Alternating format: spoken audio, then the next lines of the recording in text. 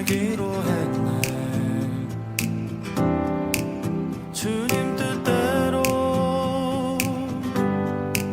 살기로 했네. 주님 뜻대로. 안식 후 첫날, 일찍이 아직 어두울 때에 막달라 마리아가 무덤에 와서 돌이 무덤에서 옮겨진 것을 보고 시몬 베드로와 예수께서 사랑하시던 그 다른 제자에게 달려가서 말하되, 사람들이 주님을 무덤에서 가져다가 어디 두었는지 우리가 알지 못하겠다. 베드로와 그 다른 제자가 나가서 무덤으로 갈새 둘이 같이 바람질하더니 그 다른 제자가 베드로보다 더 빨리 달려가서 먼저 무덤에 이르러 구부려 세마포 놓인 것을 보았으나 들어가지는 아니하였더니 시몬 베드로는 따라와서 무덤에 들어가 보니 세마포가 놓였고 또 머리를 쌌던 수건은 세마포와 함께 놓이지 않고 딴 곳에 쌌던 대로 놓여 있더라.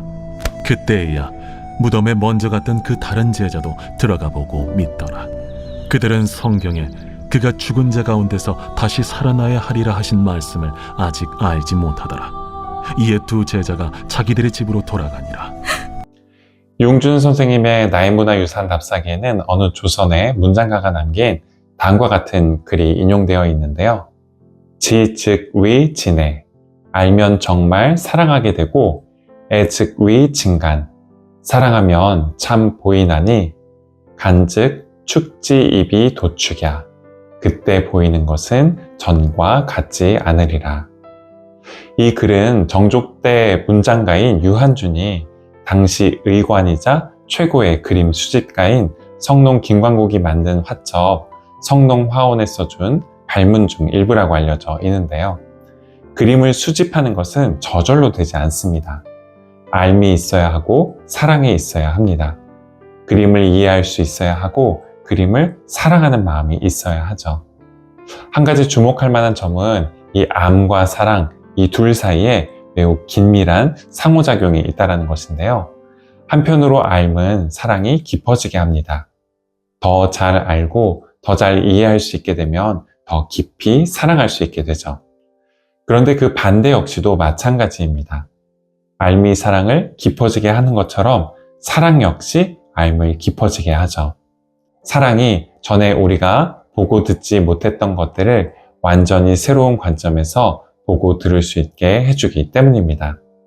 예수님의 부활 역시 마찬가지였는데요. 제자들에게는 주님께서 부활하실 것이라는 나름대로의 지식이 있었고 알미 있었습니다.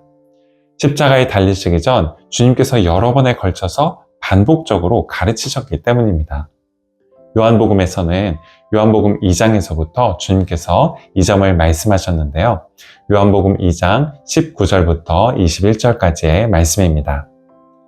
예수께서 대답하여 이르시되 너희가 이 성전을 헐라 내가 사흘 동안에 일으키리라. 유대인들이 이르되 이 성전은 46년 동안 지었거늘 내가 3일 동안에 일으키겠느냐 하더라. 그러나 예수는 성전된 자기 육체를 가리켜 말씀하신 것이라. 하지만 주님께서 여러 번 부활하실 것에 대해서 말씀하셨다라고 해서 제자들이 이를 다 알거나 믿을 수 있었던 건 아니었습니다. 심지어 오늘 본문을 보면 제자들이 예수님의 빈 무덤을 보고도 주님이 다시 사셨다라는 것을 처음부터 믿을 수 있었던 게 아니었다라는 걸 알 수 있는데요. 안식 후 첫날 막달라 마리아가 가장 먼저 주님의 무덤을 찾게 됩니다. 그런데 마리아가 무덤을 찾았을 때 이상한 점을 하나 발견하게 됩니다. 무덤을 막고 있었던 이 돌이 치워져 있었기 때문이죠. 이에 마리아는 제자들을 찾아가 다음과 같이 그녀가 목격한 것을 전하게 되는데요. 오늘 본문 2절 말씀입니다. 시몬 베드로와 예수께서 사랑하시던 그 다른 제자에게 달려가서 말하되 사람들이 주님을 무덤에서 가져다가 어디 두었는지 우리가 알지 못하겠다 하니. 마리아가 입구를 막고 있었던 돌이 치워져 있는 것을 보고 떠올릴 수 있었던 하나의 가능성은 어떤 사람들이 시신을 훔쳐왔을지도 모른다라는 것이었습니다. 그래서 다급히 베드로와 예수님께서 사랑하시던 한 제자를 찾아가 이 사실을 알렸는데요. 부활절 아침 막달라 마리아가 전했던 소식은 주님께서 다시 사셨다가 아닌 누군가 주님의 시신을 훔쳤다였습니다. 이 소식을 듣고 베드로와 다른 한 제자가 급히 무덤으로 달려가게 되는데요. 베드로보다 다른 제자가 먼저 무덤에 도착하게 됐다라고 오늘 본문은 밝히고 있는데 오늘 본문 3절부터 4절까지의 말씀입니다. 베드로와 그 다른 제자가 나가서 무덤으로 갈새 둘이 같이 다름질하더니 그 다른 제자가 베드로보다 더 빨리 달려가서 먼저 무덤에 이르러. 아멘. 요한이 베드로와 다른 한 제자 사이의 다름질을 굳이 언급하고 있는 것은 단순히 다른 제자가 베드로보다 젊거나 빠르다라는 것을 말하기 위함이 아닙니다. 그보다는 그 제자가 요한복음에서 반복적으로 예수님께서 사랑하시던 제자라고 불리고 소개되고 있다는 사실과 관련이 깊습니다. 예수님께서 사랑하시던 제자는 확실하지는 않지만 전통적으로 요한복음의 저자인 요한으로 여겨져 왔는데요. 요한복음은 예수께서 사랑하시던 제자와 관련해서 다른 복음서에서 없는 몇 가지 에피소드를 전해주고 있습니다. 먼저 예수님께서 사랑하시던 이 제자는 요한복음 13장에서 6월절 만찬 때 누구보다도 주님께 가까이 있었던 제자였습니다. 비스듬하게 누워서 예수님의 품에 거의 안겨 있다시피 했던 제자가 다름 아닌 주님께서 사랑하시던 이 제자였죠. 또 이 제자는 요한복음 19장에서 주님께서 십자가에 달리셨을 때 다른 모든 제자들이 다 도망간 중에도 혼자 주님 곁에 남아있던 제자이기도 했습니다. 주님께서는 이 제자에게 보라 내 어머니라 라고 말씀하시면서 어머니 마리아를 맡기셨는데요. 오늘 본문에서 이 제자는 제자들 중 가장 먼저 심지어 예수님의 수제자인 베드로보다도 먼저 예수님의 빈 무덤에 도착하게 됩니다. 또 이어지는 요한복음 21장에서 이 제자는 부활하신 이후에 디베랴 호수에서 물고기를 잡고 있었던 제자들을 찾아오신 예수님을 보고 주님이시라 하고 가장 먼저 알아보았던 제자이기도 했는데요. 이를 통해서 요한은 사랑의 중요성과 역할에 대해서 강조하고 있습니다. 주님께서 우리에게 베풀어 주신 사랑이 우리를 주님께 가장 가까이 다가가게 해주고 주님께서 우리에게 베풀어 주신 사랑이 우리가 주님을 향해 달려갈 수 있게 해주며 주님께서 우리에게 베풀어 주신 사랑이 우리가 주님을 누구보다도 먼저 알 수 있게 해준다는 것을 말해주고 있습니다.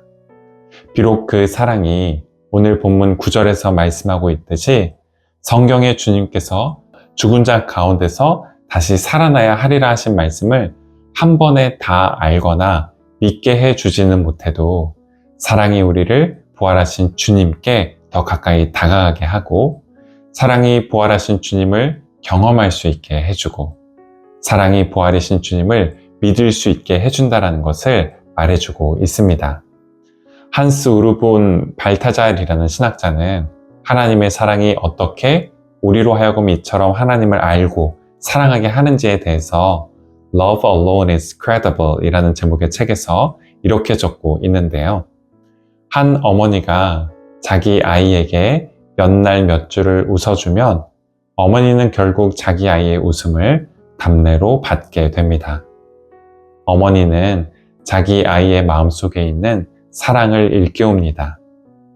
아이가 사랑에 일깨워지면 이는 또한 삶을 일깨우게 됩니다. 아무 의미 없던 인상들이 당신 중심주의로 의미 있게 모이게 됩니다. 이와 같이 하나님께서도 인간에게 사랑으로 자신을 알리십니다.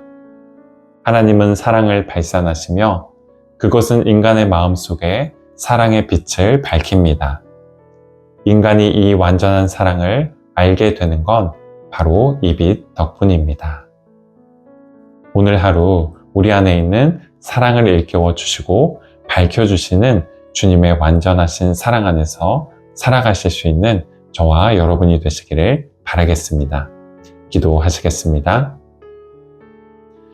주님께서 저희에게 베풀어 주신 사랑을 통해 저희가 주님을 알게 하시고 주님을 사랑하고 따르게 하신 주님, 그 주님의 사랑 안에서 저희의 모든 이해를 넘어서 계신 부활하신 주님을 알고 또한 사랑할 수 있게 해주셔서 쉽게 아침이 오지 않아 어둠 속에 여전히 잠겨 있는 것 같은 삶을 살아갈 때에도 주님으로 인해 평안과 기쁨을 잃지 않고 용기와 희망을 잃지 않게 하옵소서. 예수 그리스도의 이름으로 기도드립니다. 아멘.